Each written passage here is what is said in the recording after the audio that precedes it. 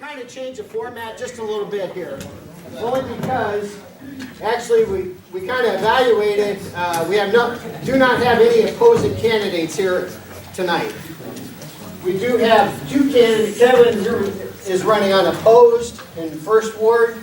In second ward, we have Darla, who is against incumbent Larry Hall, who couldn't make it tonight.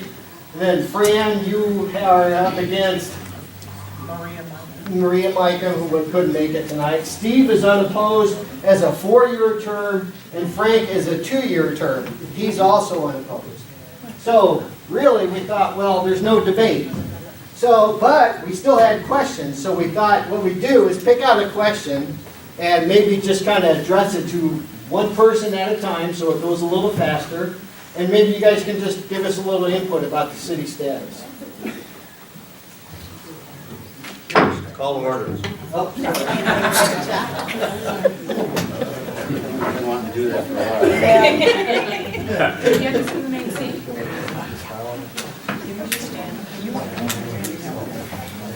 If you would, just take a moment while we're getting organized here with the questions and introduce yourself. Kevin, if you please start. I'm Kevin Kerwin. I'm the first ward alderman. I'm running unopposed.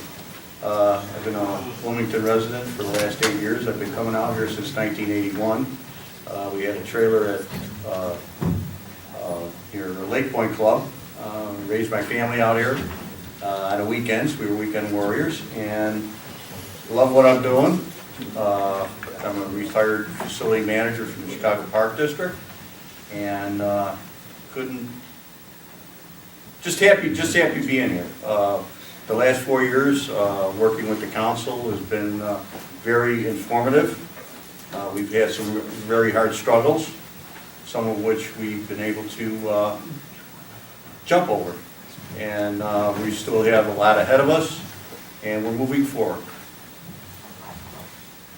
My name is Darla Nizes, and I was the nicest alderman in Wilmington, and I hope to be again. I consider myself a local community organizer. I also am a business owner here in Wilmington. I am Jazzy's Java. I have a wonderful husband, Bob Nizes, back there, and we've lived here in Wilmington for about 10 years. Some of you may know my daughter, Jasmine. That's how we got the name Jazzy's Java.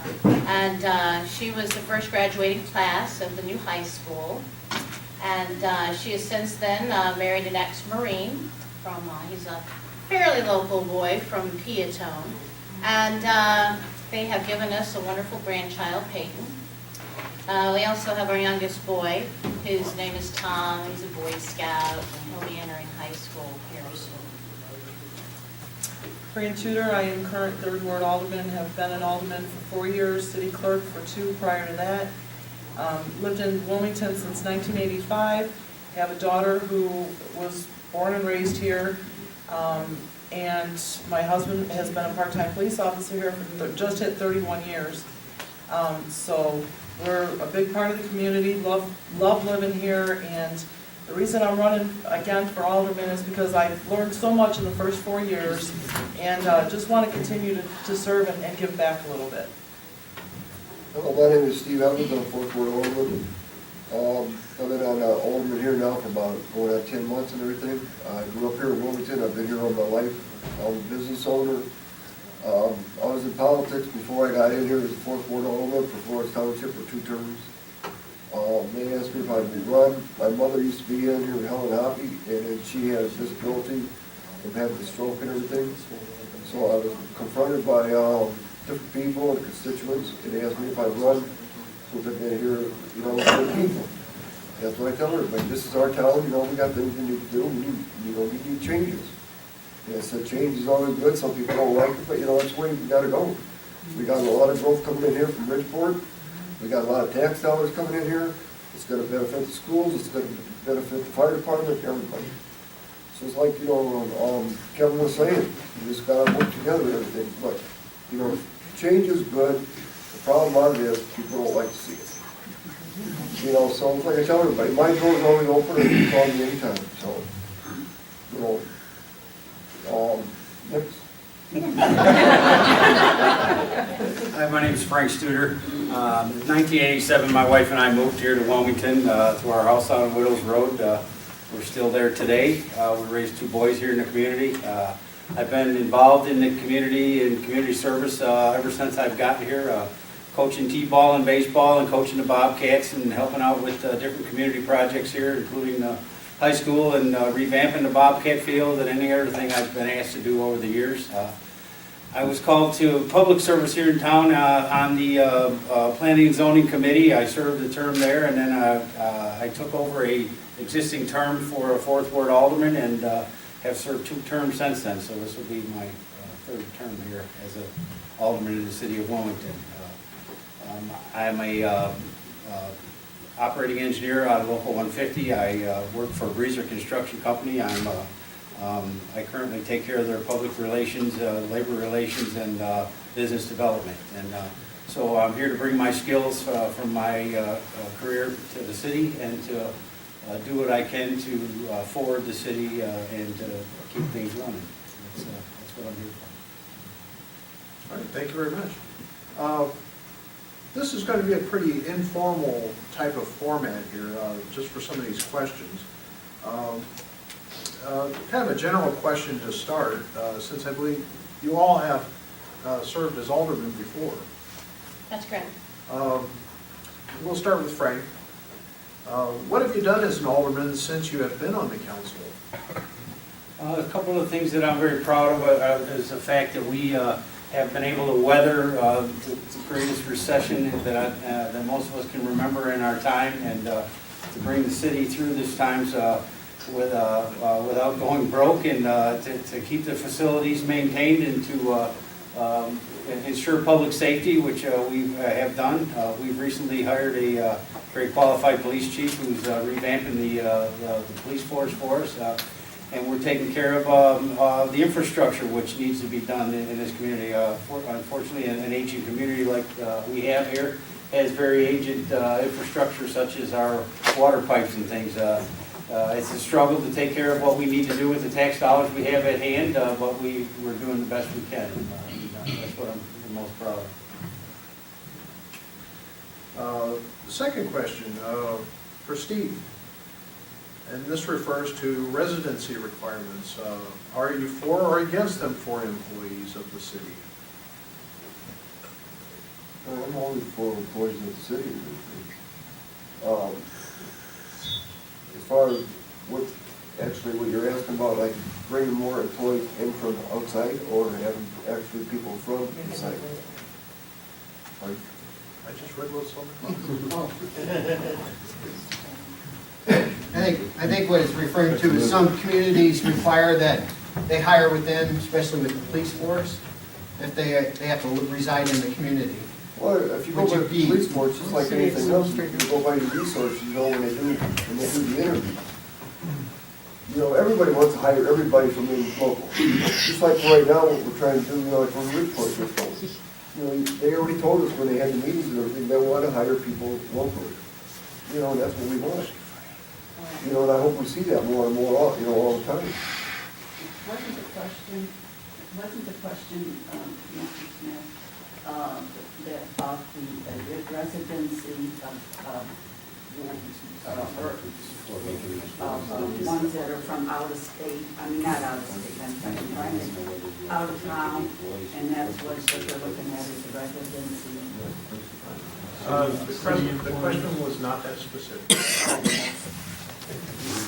And we assumed that it was employees of the city. Oh, okay. Yes, Wes, as far as something like that and everything, as far as like they talked about before, like the, police department having people, from inside the city, work inside, work for the city and everything else. I like to keep everything right here in town. Have everything locally, our own people. Good. Third question for Fran. Are you for or against the Ileana, and why? Not a proponent of the Ileana. I feel like it's gonna, as we've termed it, it's gonna slice our city in half and just keep dicing away at it. I understand there's a lot of truck traffic. But I also understand that there's a lot of homes that will be directly affected by the Ileana. And we've got some long-term residents who are being directly affected by it. So thankfully, the governor has since put it on hold, and let's hope it stays there. For Darla, name one thing the council has done recently that you would have done differently. I would have, well, Random council. order.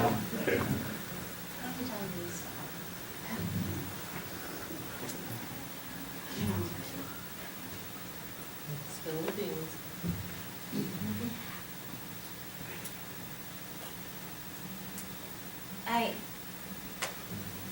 I don't know if I could have done it differently, but I wish that we could have done a better job working with the park district. I really do.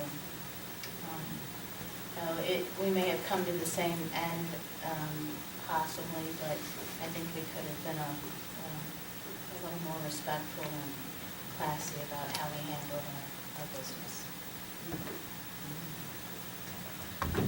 Kevin, what can the city do to increase revenue without raising taxes on homeowners? Well, basically, we've been trying to implement with businesses and contractors to try to bring more business into the town. We've been giving them a little bit of an incentive to come in, and with that, I think that if we get more rooftops in the town and businesses, that will definitely help us without having to raise tax. Thank you. This is a very general question, and I'd like each one of you to answer it. And we'll start in the middle with Fran and go that way. Describe Wilmington in 2020. Hopefully, our town is not cut in half by Ileana. We'll be a booming town. The economy's going to be better. We'll have Bridgeport that's going to be up and running, bringing in a lot of revenue. We'll have new homes being built, and our tax base will increase as well as our revenues. I certainly agree with many of what Alderman Tuners just said, but I hope to see the first female mayor of the city of Wilmington. As well as our homes filled. You know, we are suffering here economically, and I'm hoping that we have some growth come to our city and that we entice people to come and live in Wilmington. We have a beautiful city. I chose to live here nearly 10 years ago, and I plan to go out feet first, and I hope that we can get more people to understand what a great city this is to live in. I see Wilmington being called a little big town. But Route 66 coming through, all the upgrades that we're doing, we're working with different communities, different types of organizations to make this a stopping spot in the state of Illinois. So I think that would be kind of a fair way of saying it. Wilmington, a little big town. Well, 2020 is only 5 short years away, and that being said, I would like to see us take advantage of, be able to take advantage of some of the infrastructure and some of the businesses that we've courted here and that we've put into place. Seeing that full-scale truck stop being built at Lorenzo Road and having a couple of sit-down restaurants there and maybe some box stores that'll add a lot of revenue and tax revenue that aren't part of the TIF, by the way, that we will be getting the tax dollar revenue from, will be a big help to the community. Hopefully we'll be able to take some of those dollars and improve some programs and lower some of the costs for some of our water and sewer and other things that are obviously a burden on our taxpayers right now. We went through some pretty unfortunate times with the recession. We built a water plant and we fixed a water plant and we built a sewer plant with the idea that we would have growth back in '06 and '07, and then obviously the bottom dropped out of everything, and taxpayers have been holding the bag on that, and it's been a rough go for us. So in the next 5 years, I hope to see our revenues come up through sales tax, and I hope we, as a council, spend that money wisely to improve services for the citizens of Wilmington. Yes, I'd like to see, one of our biggest attractions that we have from Wilmington, and a lot of people, they take advantage, not really take advantage of, is our parks. You get people coming in all the time when they come down Route 66, they come in town here, they're coming from all over. They come in, they see the Jolly Green Giant, next thing you know, they got the park district, then they want to stop in, they want to shop. When I was growing up, Wilmington downtown was a booming place. We had all kinds of different things, all the way down the main street. People used to come in all the time. And like Frank says, we need more tax dollars in town. But if we keep drawing the businesses in, like from out of state, like we're doing at Bridgeport and different things, that's really gonna help the community. And I hope 5 years from now, it just keeps getting better and better. And I hope people want to know that Wilmington is a place where they can come. I mean, how many other places do you have where you have 2 islands right through your town? That's one big advantage that we always have. And we got a lot of potential coming up here because there's a lot to do with these park districts. So that's what I'm hoping that, we can all work together on all this. So I hope in 5 years, it's a very booming town. And it's forced to go forward. Thank you. Yeah, actually, this next question, we'll just see if any alderman wants to answer it. We got a question about how much do we now the open lands project that pertains to the houses on the entrance on Bridge Street, entering into the park, that there was a grant for that, $252,000 that the city applied for, that's now been put on suspension. So I guess the question is, what do we do now? With Governor Rauner putting that grant on suspension, what's the next step for those houses on the park? Has the council even talked about that yet? No, I don't think we've covered what we're going to do, as we all sit and wait for the governor to decide what he's going to fund and not going to fund. We don't have a whole lot of control over that. It's affecting a lot of things in our community and everybody's community. The biggest problem we're having with it right now is our share of the general tax that is being withheld from the city, which is at this point our major concern as a council. That's going to take a bite out of our budget that we're going to have to deal with, and it's going to be much more in the forefront than what we do with those houses to continue to beautify the entrance to the park. It's something that's obviously on our mind, but the governor has taken it upon himself to set these mandates and throw it back on the communities, and now we have to solve these problems. And I don't know if the public realizes this, but that's about $183,000 hit we're going to take on funds that that we're not going to receive, and we still have to balance the same budget. So it's going to be challenging. Very good. Any other questions from? Yeah, any questions from the audience? Yes, in the back, ma'am. I've heard some talk about the Ileana, but there's another thing that's threatening to cut our city in half or 2/3 and a third, is the high-speed rail coming in and railroad crossings being closed. And I think we've been so busy focusing on the Ileana that we've made it really easy for the railroad to just zap right in there and do what they want to do. So I'm really interested to hear what you all have to say about the plan about that.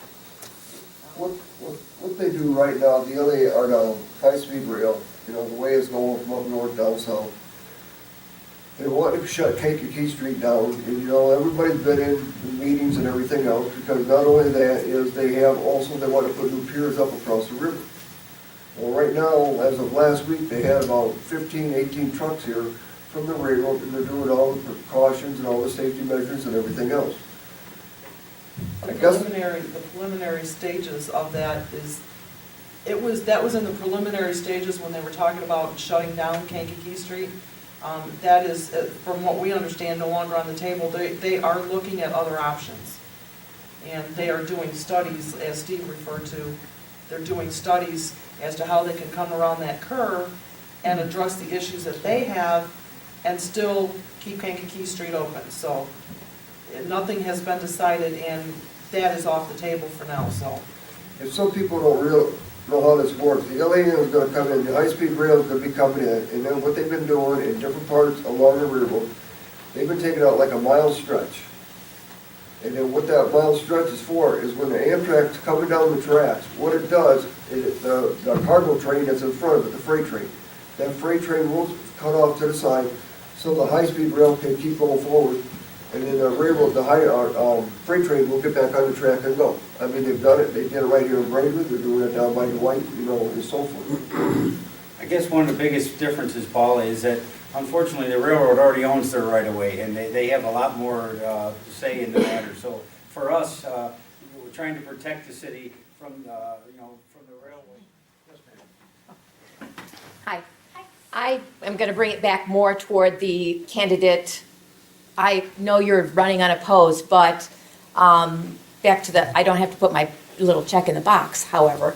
So I would like each of you maybe to give us 2 qualities that you bring to the city council as an alderman, and what you bring to the council, so that maybe in 4 years, if you're running opposed to someone, we'll remember and we'll say, hey, this person has these qualities and is a good, what qualities do you bring to the council? Who wants to start? Okay, I'll start. Just to clarify, I am opposed. Alderman Hall is running. Oh, against sorry. me. Well, you're not in my And ward, I'm so. running against him. Sorry. Never mind. To be fair. Sorry. Let's see. I've served at many levels in many community service organizations in the city. Some of my probably more exciting things that I've done is to be part of the coalition. I was vice president when we got our federal grant. And while they were doing some reorganization, I took one of my favorite programs, and it was the Party in the Park, along with my fellow Lions, my friends, and the duck race that does the fundraising for that program. I brought that, I continued it, I chair that, and I'm a member of the Chamber of Commerce. I am in charge of the Christmas parade in the fall. I have been seen at most different fundraisers and events throughout. I've helped the Park District with many of their programs. I pitch in wherever I can. My greatest service, though, was when I served here on council before, from 2009 to 2013. During that time, I helped complete Claire's Corner. I did work with the Park District and the school district to get the tennis courts reopened in my ward. I fought for some MFT funds to get finally Buchanan or Shakespeare, depending on what side of the street you live on, resurfaced, as well as the alleys along 53. As I said earlier to Paula, I've always been an advocate for my constituents. I do love Wilmington, and I do plan to leave here feet first. I'm vested, and that's my spiel. Kevin, would you like to go next? I think that 2 traits that I have political background for some years that helps me out in sitting on the council with my fellow members. Knowledge of that is definitely a plus. I belong to the Moose. I try to help out my neighbors. I'm always there. My phone's always ringing whenever we have problems in the first ward, and I try to advocate any type of problems that we do have. I work well with everybody that sits on the council, city administrator, the mayor, our public works, our sewers department, and that. It's good to have an open line of how would you say, a handshake. We're gonna get this done, and we do have a good crew here. So I think that those are some of the good things that we have, and that's the way that I feel that city government should be ran. to make sure that you can make a call and try to get it done as quickly as possible for the safety of the residents. Did you say Frank or Oh, I'm Frank? sorry. Frank probably have on. I wrapped around. Sorry, same thing. Frank Tudor, Fran Tudor.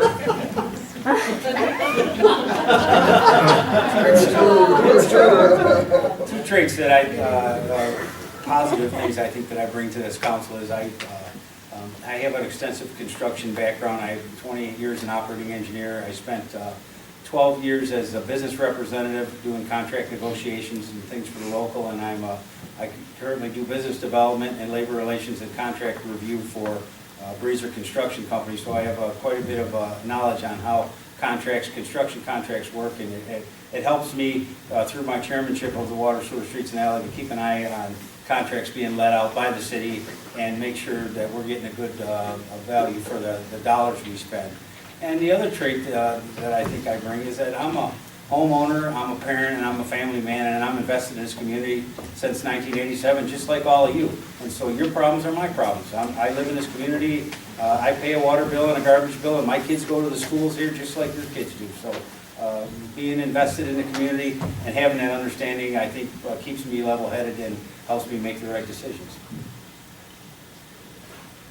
Yeah, so I'd like to go ahead and see with the community keep going forward like it is, like with I tell everybody with honesty and everything else, but my door is always open. And another thing I've been trying to do too, and not only being on city council, but even with my own business and everything, Wilmington is a town we should be proud of. I would like to see more people get together for like volunteers. We can do stuff. We got a good town, especially with our senior citizens. We can help these people out and everything. If they grew up here, we all got to have a soft spot in our heart, to look forward. Like I said, everybody don't have to do something for money. It's within everybody likes it, don't get me wrong. But, if we can keep going forward and having everybody work together, I think it's going to be, bring the community a lot closer together. And that's what, that's what I'm a firm believer of. So, thank you. A couple of the traits, one of my traits I believe I bring to the council is that I currently am a buyer for an interstate pipeline system that runs 3 pipelines in 6 states, and I bring a lot of that purchasing background, a lot of admin and financial along with that. Anyone who knows me will probably tell you that at times I'm honest to a fault. I believe I'm fair and honest, and if asked a question, don't ask it if you don't want an honest answer. And I try to be rational, and I try to meet halfway and I listen to the constituents in my ward. I remember one of the first things I was tasked with when I first became alderman was the liquor license. And there was a lot of controversy over it. I was getting phone calls and people showing up at my door, and the only way I knew to do it and do it in a fair manner was to write down names and keep a tally of who wanted it and who didn't. Unpopular or not, I voted based on what the majority of the people, everybody in my ward who contacted me, and that's how I voted. Thank you. We will take one more question from the audience, and this will be the lightning round in this session. So, Sherry, we will have 1 minute for this question, so don't ask something too difficult. 1 minute.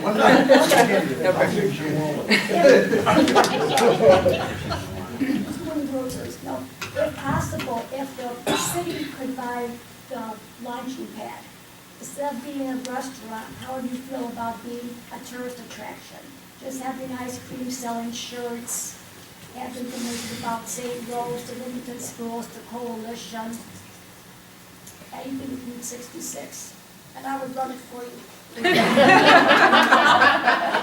job. Do we have Roger's going to buy it. Yeah. If we could, let's just start with Frank. Sherry, obviously the statue there is very near and dear to the hearts of everyone here in Wilmington, and unfortunately, at this time, it's kind of being held hostage by the current owner at a very exorbitant price. Unfortunately, the business won't support the price he wants for the statue, and for the city to buy that might not be a very frugal move in these tough times right now when we're figuring out how to buy a budget. But I would certainly love to see somebody had come up with a creative idea and a place that the current owner can live with and put that business back into some sort of a tax-paying role and preserve that statute here in the city. Would anybody else have anything? Yeah, I'd like to see, Sherry, I'd like to see the luncheon pad come up too also, but the thing about it is, I don't think we should be as a city be getting into, real estate, something like that. It's good for people out there that could do it. I think if we open it up, buying it ourselves, we're opening up a can of worms. And I don't think that would be fair to the city, and not fair to the taxpayers either, We're not in the food business, we're in the political business. I think a better way might be to research, I've done this a few years ago, to find out how old the Gemini giant is. I think he was close to being 50 years here in Wilmington. If that's true, we could try to see what we could do about getting him historical status. So he would be a permanent resident of the city of Wilmington, no matter what happens to the luncheon. Anything else to add? Okay. We'd like to wrap it up for tonight. We thank you all for attending tonight, and really some great questions. I hope you've had some good insight into our candidates this year, and above all, encourage everyone to vote. I know it's a down year for elections, but we need to see a good turnout. And again, I thank all the candidates for showing up tonight.